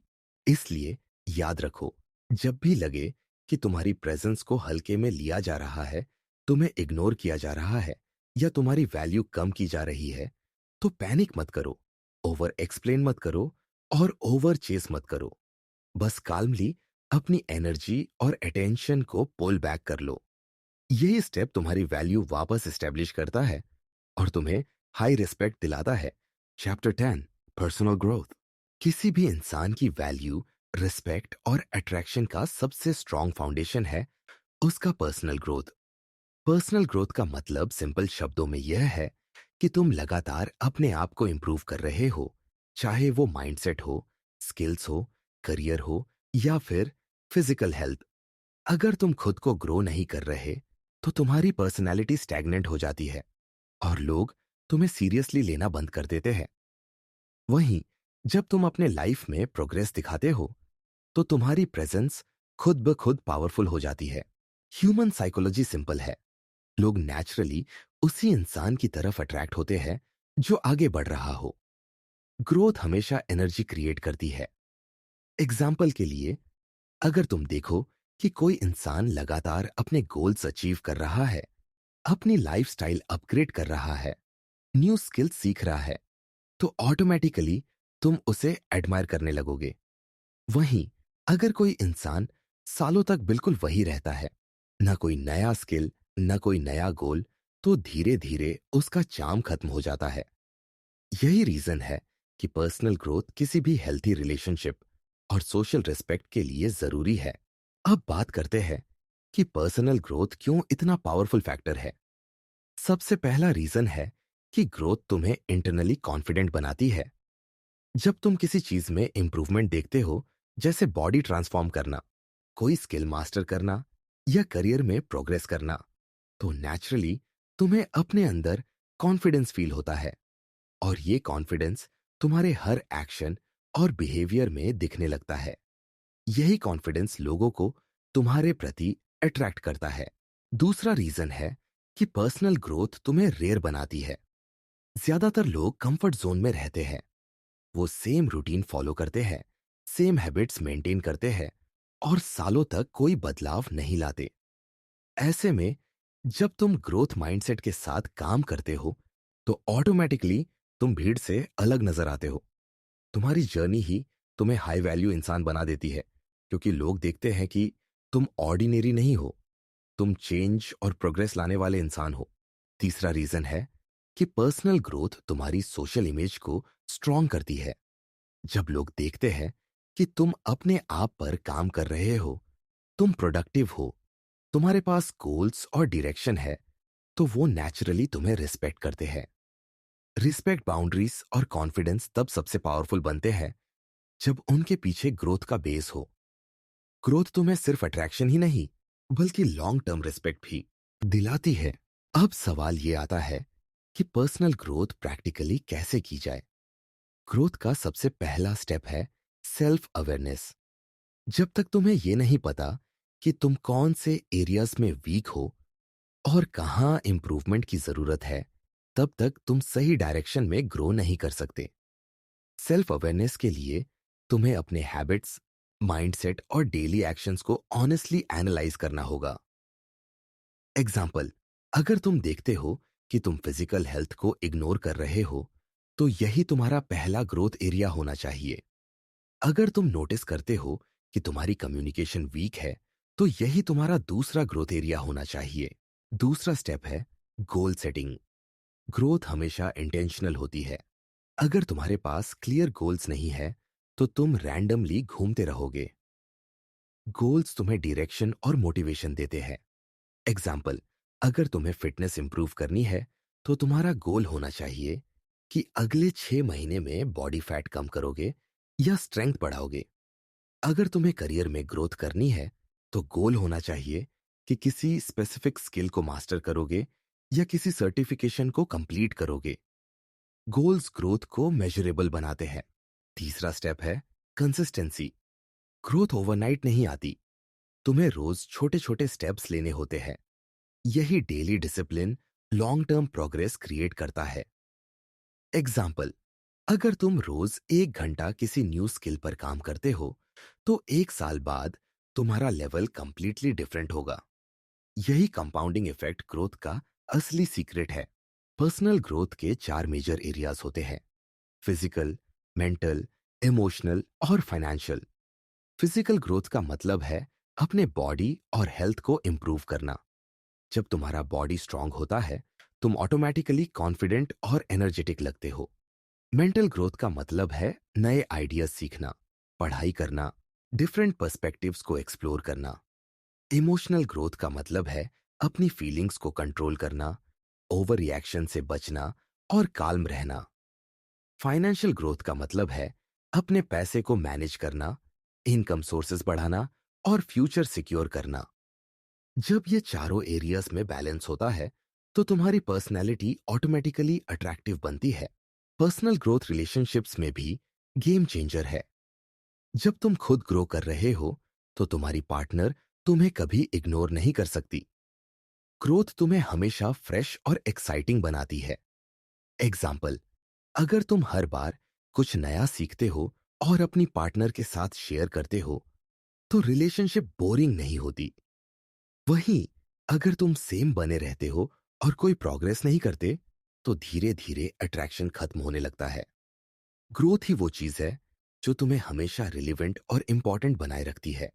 पुल बैक और बाउंड्रीज भी तब काम करते हैं जब तुम्हारे पास पर्सनल ग्रोथ हो।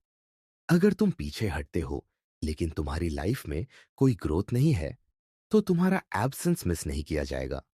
लेकिन अगर तुम्हारी लाइफ जेन्युइनली एक्साइटिंग और प्रोग्रेसिव है, तो तुम्हारी कमी इंस्टेंटली फील होगी। ग्रोथ तुम्हारी प्रेजेंस को ऑटोमेटिकली वैल्यूबल बना देती है। सोशल प्रूफ भी ग्रोथ से जुड़ा हुआ है। जब लोग देखते हैं कि तुम अपने आप पर काम कर रहे हो और लगातार इंप्रूव कर रहे हो, तो वो तुम्हें ज्यादा एडमायर करते हैं। तुम्हारे अचीवमेंट्स तुम्हारा प्रूफ बन जाते हैं।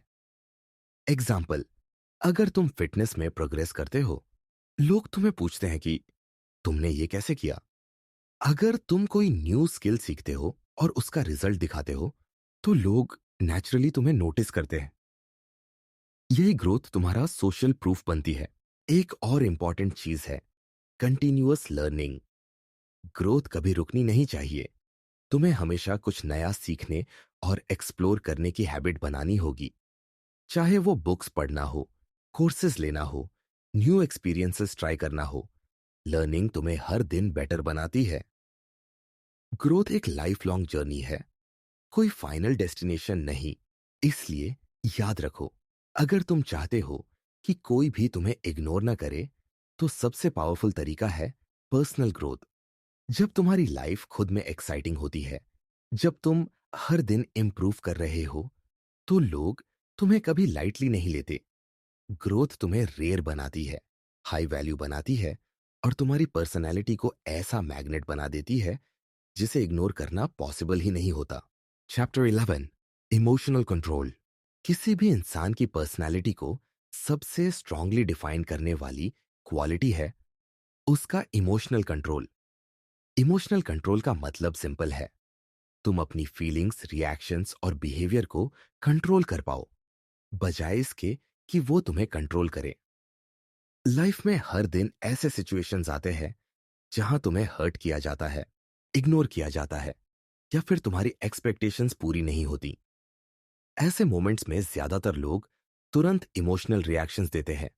गुस्सा करना, रोना, ओवर एक्सप्लेन करना, या डेस्परेट होकर सामने वाले को चेस करना। यही चीज उनकी वैल्यू गिरा देती है। लेकिन जो इंसान काल्म रहता है और अपने इमोशंस को बैलेंस करता है, वो हमेशा हाई वैल्यू दिखता है और उसे इग्नोर करना मुश्किल होता है।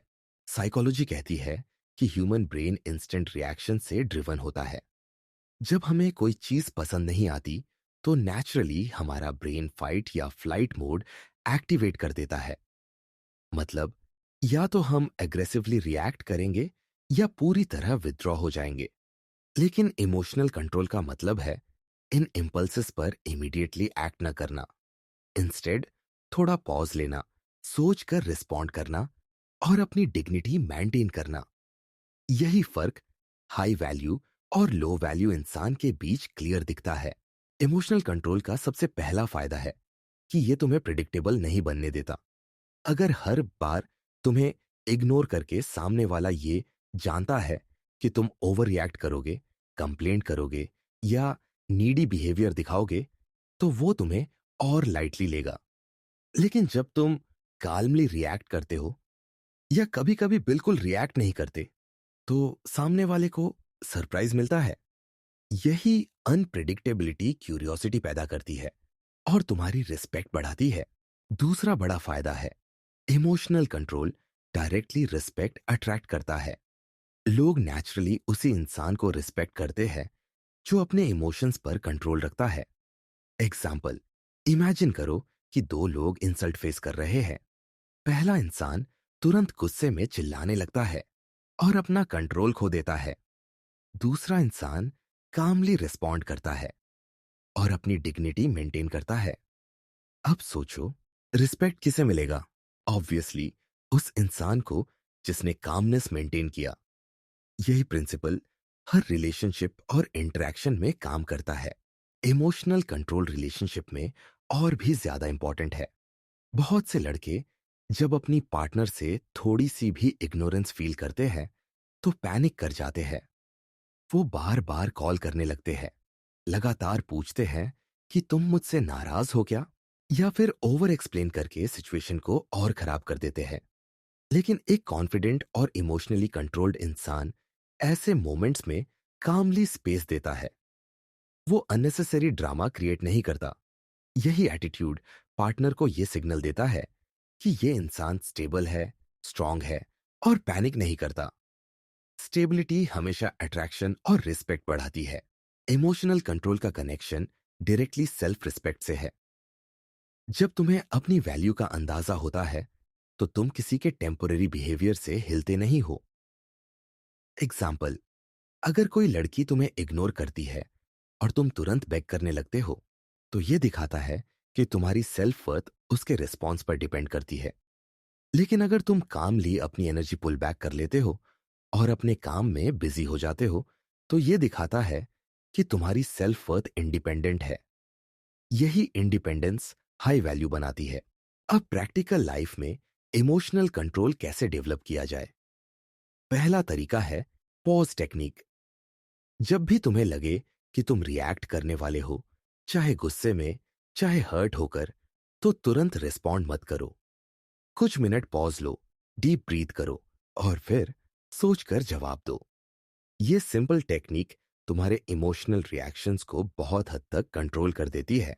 दूसरा तरीका है डिटैच करना। डिटैच का मतलब है कि हर चीज को पर्सनल मत लो। अगर कोई तुम्हें इग्नोर कर रहा है या डिसरिस्पेक्ट कर रहा है, तो उसे अपने वर्थ का फाइनल वर्डिक्ट मत मानो। इंस्टेड उसे एक टेम्पोररी बिहेवियर समझो। जब तुम सिचुएशन से इमोशनली डिटैच होकर देखते हो, तो तुम्हारे अंदर बैलेंस बना रहता है और तुम ओवर रिएक्ट नहीं करते। तीसरा तरीका है माइंडसेट शिफ्ट। इमोशनल कंट्रोल तभी पॉसिबल है जब तुम्हारा माइंडसेट स्ट्रांग हो। माइंडसेट स्ट्रांग तब बनता है जब तुम लाइफ में ग्रोथ और इंप्रूवमेंट पर फोकस करते हो। एग्जाम्पल, अगर तुम्हारा पूरा ध्यान किसी लड़की के अटेंशन पर है, तो उसका इग्नोर तुम्हें हिला देगा। लेकिन अगर तुम्हारा ध्यान खुद को ग्रो करने पर है, चाहे वो फिटनेस हो, करियर हो या स्किल्स, तो किसी का बिहेवियर तुम्हारे इमोशंस को ज्यादा डिस्टर्ब नहीं करेगा। चौथा तरीका है इमोशनल अवेयरनेस। तुम्हें अपने इमोशंस को आइडेंटिफाई करना आना चाहिए। एग्जाम्पल, जब तुम जेलस फील कर रहे हो, तो एक्सेप्ट करो कि ये जेलसी है। जब तुम इनसिक्योर हो, तो रिकॉग्नाइज करो कि ये इनसिक्योरिटी है। अवेयरनेस ही पहला स्टेप है कंट्रोल की तरफ। जब तक तुम इमोशंस को पहचानोगे नहीं, तब तक तुम उन्हें हैंडल नहीं कर पाओगे। इमोशनल कंट्रोल सोशल सर्कल में भी बहुत पावरफुल होता है। इमेजिन करो कि तुम दोस्तों के बीच हो और कोई तुम्हारा मजाक उड़ाता है। अगर तुम तुरंत रिएक्ट करके गुस्सा करोगे, तो लोग तुम्हें वीक समझेंगे। लेकिन अगर तुम काल्मली रिस्पॉन्ड करोगे या स्मार्टली मजाक को ह्यूमर से टर्न कर दोगे, तो लोग तुम्हें और रिस्पेक्ट करेंगे। इमोशनल कंट्रोल हमेशा तुम्हारी सोशल प्रेजेंस को स्ट्रांग बनाता है। एक और इंपॉर्टेंट एस्पेक्ट है कंसिस्टेंसी। इमोशनल कंट्रोल का मतलब एक बार काम रहना नहीं है, बल्कि हर बार कंसिस्टेंट रहना है। अगर तुम कभी काल्म और कभी ओवर रिएक्ट करते हो, तो तुम्हारी इमेज अनस्टेबल लगेगी। लेकिन अगर तुम हर बार बैलेंस्ड और कंपोज्ड रहते हो, तो लोग तुम्हें ट्रस्ट करने लगते हैं। स्टेबिलिटी हमेशा रिस्पेक्ट और अट्रैक्शन दोनों को बढ़ाती है। इमोशनल कंट्रोल का कनेक्शन बाउंड्रीज से भी है। बाउंड्रीज तब इफेक्टिव होती है जब तुम उन्हें इमोशनली स्टेबल होकर इंप्लीमेंट करते हो। एग्जाम्पल, अगर कोई तुम्हें बार बार डिसरिस्पेक्ट कर रहा है और तुम काल्मली डिस्टेंस बना लेते हो, तो ये स्ट्रॉन्ग सिग्नल है। लेकिन अगर तुम गुस्से में रिएक्ट करके शाउट करने लगते हो, तो तुम्हारी बाउंड्रीज वीक लगेंगी। कंट्रोल बाउंड्रीज को और पावरफुल बना देता है। इसलिए याद रखो, इमोशनल कंट्रोल सिर्फ एक क्वालिटी नहीं, बल्कि एक स्किल है जिसे प्रैक्टिस से डेवलप किया जा सकता है। जब तुम काम रहना सीखते हो, अपनी रिएक्शंस को कंट्रोल करना सीखते हो और हर सिचुएशन में कंपोज्ड रहते हो, तो तुम्हारी प्रेजेंस मैग्नेटिक हो जाती है। लोग तुम्हें कभी इग्नोर नहीं कर सकते, क्योंकि तुम्हारे अंदर स्टेबिलिटी और स्ट्रेंथ होती है। इमोशनल कंट्रोल ही वो इनविजिबल पावर है जो तुम्हें ऑर्डिनरी से एक्स्ट्रॉर्डिनरी बना देती है। Chapter 12, choose yourself. लाइफ में सबसे बड़ा बदलाव तब आता है जब इंसान ये समझ लेता है कि उसकी सबसे बड़ी प्रायोरिटी कोई और नहीं बल्कि खुद है। यही प्रिंसिपल है, चूज योरसेल्फ। इसका मतलब है कि हर सिचुएशन में, हर रिलेशनशिप में और हर डिसीजन में सबसे पहले अपनी सेल्फ रिस्पेक्ट, सेल्फ वर्थ और हैप्पीनेस को चुनना। प्रॉब्लम यह है कि बहुत से लड़के अपनी पूरी आइडेंटिटी और हैप्पीनेस को किसी लड़की के अटेंशन, किसी दोस्त की अप्रूवल या सोसाइटी की वैलिडेशन पर डिपेंड कर देते हैं।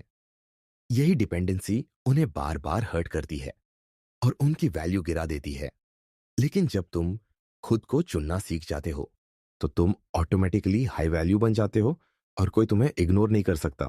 ह्यूमन साइकोलॉजी सिंपल है। लोग हमेशा उसी इंसान को रिस्पेक्ट करते हैं जो खुद को वैल्यू करता है। अगर तुम खुद को इग्नोर करते हो, अपनी नीड्स और डिजायर्स को दबाते हो और हर बार दूसरों की एक्सपेक्टेशंस पूरी करने के लिए कॉम्प्रोमाइज करते हो, तो सामने वाला तुम्हें कभी सीरियसली नहीं लेगा। चूज योरसेल्फ का मतलब है कि तुम अपनी वर्थ को रिकॉग्नाइज करो और किसी भी इंसान के लिए अपनी डिग्निटी सैक्रिफाइस मत करो। अब यहां एक मिसकंसेप्शन क्लियर करना जरूरी है। चूज योरसेल्फ का मतलब सेल्फिश होना नहीं है। सेल्फिशनेस का मतलब है सिर्फ खुद के बारे में सोचना और दूसरों को इंटेंशनली हर्ट करना। लेकिन चूज योरसेल्फ का मतलब है कि तुम बैलेंस मेंटेन करो, दूसरों का रिस्पेक्ट करो, लेकिन अपनी आइडेंटिटी खोकर नहीं। रिलेशनशिप या फ्रेंडशिप हेल्थी तभी होती है जब दोनों लोग खुद को भी वैल्यू करते हो और एक दूसरे को भी। चूज योरसेल्फ का पहला स्टेप है सेल्फ रिस्पेक्ट को प्रायोरिटी देना। जब भी कोई तुम्हें डिसरिस्पेक्ट करे, तुम्हें लाइटली ले या तुम्हारी वैल्यू कम करने की कोशिश करे, तो तुम काल्मली डिस्टेंस बनाओ।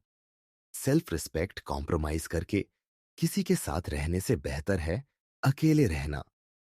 ये डिसीजन टफ होता है, लेकिन लॉन्ग टर्म में यही तुम्हारी डिग्निटी और कॉन्फिडेंस को प्रोटेक्ट करता है। दूसरा स्टेप है बाउंड्रीज मेंटेन करना। जब तुम चूज योरसेल्फ करते हो तो तुम हर जगह हाँ नहीं बोलते। तुम क्लियरली डिसाइड करते हो कि कौन सा बिहेवियर एक्सेप्टेबल है और कौन सा नहीं। एग्जाम्पल, अगर कोई लड़की तुम्हें बार बार इग्नोर करती है लेकिन जब उसे जरूरत होती है तभी कांटेक्ट करती है, तो चूज योरसेल्फ का मतलब है कि तुम इस बिहेवियर को टॉलरेट मत करो। बाउंड्रीज दिखाती है कि तुम खुद को प्रायोरिटी देते हो। तीसरा स्टेप है इंडिपेंडेंस डेवलप करना। इमोशनल इंडिपेंडेंस का मतलब है कि तुम्हारी हैप्पीनेस और कॉन्फिडेंस किसी और के हाथों में नहीं है।